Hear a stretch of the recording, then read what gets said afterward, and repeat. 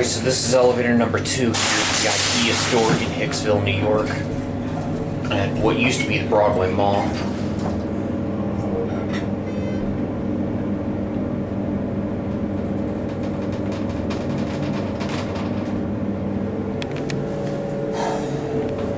Just like the other one, except it has no rear door, obviously.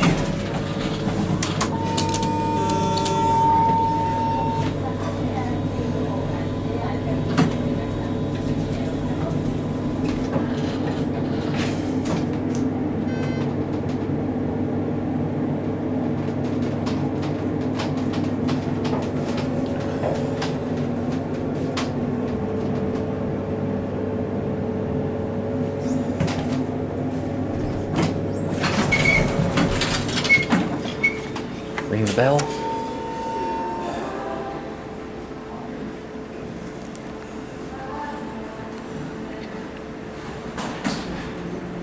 And there it goes, and that's it.